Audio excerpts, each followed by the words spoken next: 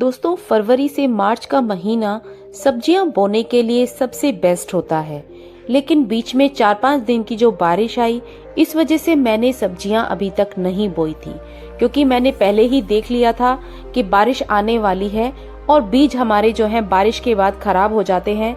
मैंने प्याज और जो लहसुन है वो भी बोकर दिखाया था, लेकिन उस दिन भी बारिश हो गई थी और मेरा वो बैच भी जो है जो मैंने लगाया था थोड़ा खराब सा हो गया था। लेकिन अब जैसे ही बारिश बंद हुई है तो वो थोड़ा सा उगना स्टार्ट हो गई है। अब मैंने सोचा क्योंकि अब सबसे अच्छा समय है बीज से अपने सब्जियों को उगाने का, तो हम कर देते हैं सब्जियों को उगाने का प्रोसीजर स्टार्ट। नमस्कार दोस्तों, मैं हूं आपकी होस्ट पारुल और एक बार फिर से आप सभी का स्वागत करती हूं आपके अपने ही चैनल नेचर मेनिया में।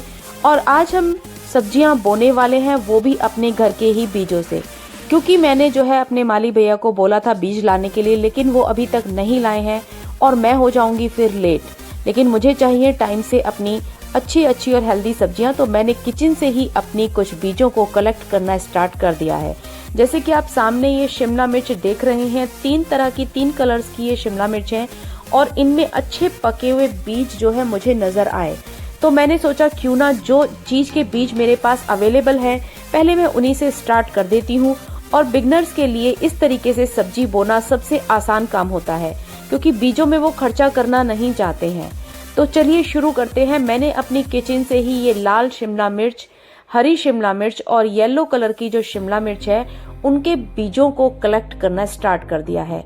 मुझे येलो वाली के जो बीज हैं वो ज्यादा अच्छे और पके हुए से लग रहे हैं, तो मुझे इनके चलने के जो है 100% चांस लग रहे हैं। ग्रीन वाली जो शिमला मिर्च है उसका थोड़ा सा मुझे कम चांस लग रहा है, क्योंकि इसके बीज जो है ना थोड़े कच्चे हैं। अभी कच्चे बीज के चलने के चांस कम होते हैं, लेकिन ये लाल वाली शिमला मिर्च के और येलो जो शिमला मिर्च है इनके जो बीज हैं बिल्कुल पके हुए हैं, तो ये पूरा 100% आपका रिजल्ट देने वाले हैं।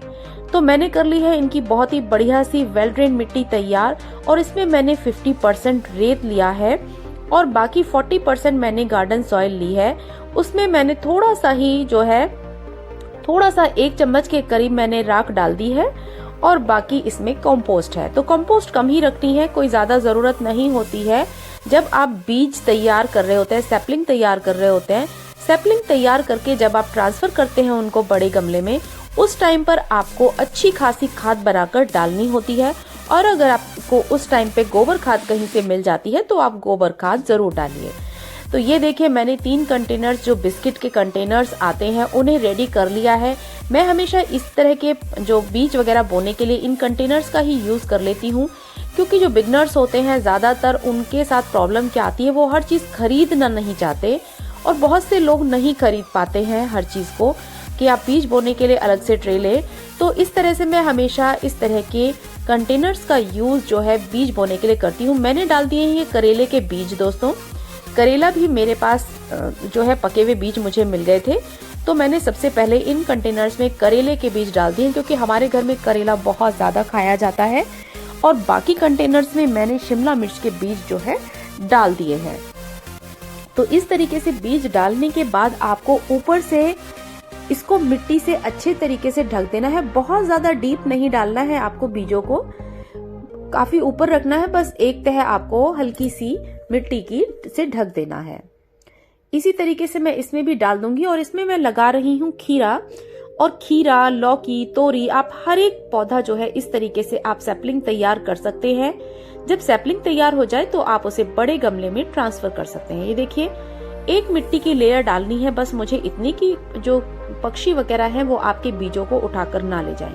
बहुत ज्यादा गहरे आपको बीज नहीं दबाने हैं, इस चीज का ध्यान रखना है। बीज लगाने का ये सबसे आसान तरीका। दोस्तों, शिमला मिर्च के बीजों को मैंने 2 दिन के लिए थोड़ा सा सुखा लिया था धूप में, तभी आपको ये बीज जो है सक्सेसफुल मिलेंगे, क्योंकि ज्यादा गीले बीज अगर आप डाल देते हैं तो वो तैयार नहीं होते हैं। जब आप कोई बीज खरीदते हैं तो आप देखते होंगे कि वो भी सूखे होते हैं, गीले नहीं होते हैं, तो गीले बीजों के सक्सेसफुल होने के चांसेस कम होते हैं। तो इन बीजों को भी मैंने इसी तरह के कंटेनर में डाल दिया है और अच्छे तरीके से आपको ढक देना है मिट्टी से। ये ज्यादा है बीज, इसमें नहीं आएंगे तो मैं दूसरे कंटेनर्स में डालूंगी। थोड़े थोड़े बीज ही डालने हैं, क्योंकि ज्यादा बीज डाल देते हैं तो वो नहीं उग पाते हैं। और एक दूसरे में मिक्स हो जाते हैं, तो मुझे थोड़े थोड़े से बीज डालने हैं यहाँ पे। बाकी बीज मैं किसी और बड़े से कंटेनर में डाल दूंगी और वहीं से सैपलिंग निकाल लूंगी, क्योंकि मेरे पास ये कंटेनर्स फिलहाल इतने ही थे। और अब इन्हें मुझे जो है थोड़ा सा मॉइस्ट करना है, बहुत ज़्यादा पानी नहीं भरना है आपको। तो आप कोशिश करें कि आप स्प्रे बॉटल की मदद से जो है पानी डालें, और अगर आपके पास स्प्रे बॉटल नहीं है तो आप हाथों से की मदद से ही पानी डालें, ना कि आप मग से सीधे पानी इसके अंदर नहीं डालना है। आपको जो है सिर्फ स्प्रे करना है, डेली करना है, लेकिन ये नहीं कि आपने ये पुदीने की डंडियां, आप पुदीने की डंडियों को लगाने का सबसे आसान तरीका है, पत्ते सारे हटा लीजिए और ऊपर से टिप तोड़ दीजिए, और जितना भी आपको नॉड वाला एरिया नजर आ रहा है उसे आपको मिट्टी के अंदर दबा देना है और बाकी एरिया आपको ऊपर रखना है। 10 दिन के अंदर अंदर आपको इसमें न्यू लीव्स नजर आनी शुरू हो जाएंगी। आपको ऊपर वाली जो थोड़ी सी टिप होती है उसको फिर से कैंची से कट करना होगा, जिससे कि आपकी लीव्स जो है वो ज्यादा मात्रा में आए। तो जैसे ही ऊपर की जो टिप है वो थोड़ी सी पतली हो जाएगी, उसी हिस्से को आपको कट करके अलग कर देना है और नई लीव्स जो है आपको पुदीने पर नजर आनी शुरू हो जाएंगी। और मेरा पुदीना जो है इस तरीके से तैयार हो जाता है। ये देखिए दोस्तों, मैंने जो प्याज और लहसुन आपको लगाकर दिखाया था उसमें से जो है निकलनी शुरू हो गई है ये स्प्रिंग अनियन भी। ये देखिए आपको नजर आ रहा होगा। तो ये लेट इसलिए हो गई है क्योंकि बारिश हो गई थी और मैंने इनको बारिश में ही छोड़ दिया। कंटेनर्स में कोई छेद नहीं था और इस वजह से ये थोड़ी सी खराब हो गई थी। ये देखिए टमाटर के लिए भी मैंने ये पूरा जो है अपना ग्रो बैग तैयार कर रखा है, और इसे मैंने कैसे तैयार किया है ये मैंने दूसरी वीडियो में ऑलरेडी बता दिया है आप लोगों को, जिसमें मैंने ग्रो बैग कैसे बनाना है ये वाली टेक्निक बताई है आपको। उसी में मैंने ग्रो बैग को कैसे भरा है, कैसे फिल किया है, ये भी उसमें आपको नजर आ जाएगा। तो ये देखिए टमाटर की भी मैंने इस तरीके से सैपलिंग लगा दी है। बहुत आराम से, आपको जड़ों को डिस्टर्ब नहीं करना है। थोड़ा सा आपको लगेगा कि थोड़े से 2-3 दिन के लिए आपकी जो सैपलिंग्स है वो थोड़ी सी पत्ते उनके लटके से लगेंगे, लेकिन कोई दिक्कत नहीं है, ये फिर से खड़े हो जाएंगे और आपको देंगे ढेर सारे टमाटर। लास्ट ईयर भी मैंने एक प्लांट से कम 25-30 टमाटर लिए थे, और इस तरह के मैंने इस बार जो है जब मेरा एक्सपेरिमेंट सफल हो गया तो मैंने इस तरह की कई सारी सैपलिंग्स रेडी कर रखी हैं। और कैसे आपको टमाटर तैयार करने हैं, बिल्कुल जैसे मैंने खीरे को लगाया है सेम इसी तरीके से आपको टमाटर्स को स्लाइस में कट कर लेना है और मिट्टी से ढक देना है। और ये देखिए मेरी इतनी सारी सैपलिंग्स भी तैयार हो गई हैं। और जब 5-6 इंच की अगर सैपलिंग तैयार हो जाती है तो आप उन्हें बड़े गमले में, और इसी तरीके से आपको भिंडी, लौकी, तोरी, इस तरह के भी जो है बीज आप कलेक्ट करिए और स्लाइस कट करके, और एक कंटेनर जिस तरह का मैंने बिस्किट का लिया है इस तरह के कंटेनर में आपको 2 या 3 स्लाइस रखने हैं और मिट्टी से ढक देना है। बहुत ही इजी होता है। जैसे ही प्लांट जो है 5-6 इंच ऊपर तक आए और आपको उसे बड़े गमले में शिफ्ट कर देना है।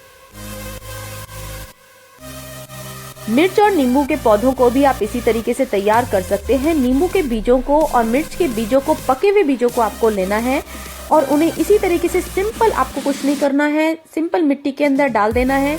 जैसे भी वो अपनी डायरेक्शन खुद डिसाइड कर लेंगे कि किस तरीके से प्लांट को बाहर निकलना है। तो इस तरीके से आपको तैयार करनी है अपनी सब्जियों की पौध। और पौध तैयार करने का ये सबसे ही आसान सा तरीका है जो कि मैंने ऑलरेडी बहुत बार अप्लाई किया हुआ है। आई होप कि आपको मेरा ये तरीका अच्छा लगा होगा, और अगर इजी लगा है तो आप जरूर से ट्राई कीजिए। और अगर चैनल पर नए हैं तो चैनल को सब्सक्राइब जरूर कर लीजिए, लाइक शेयर जरूर कीजिए और कमेंट करके जरूर बताइएगा कि आपको मेरी ये वीडियो कैसी लगी। मिलते हैं नेक्स्ट वीडियो में, तब तक के लिए take care and bye bye. Happy gardening. Thanks for watching.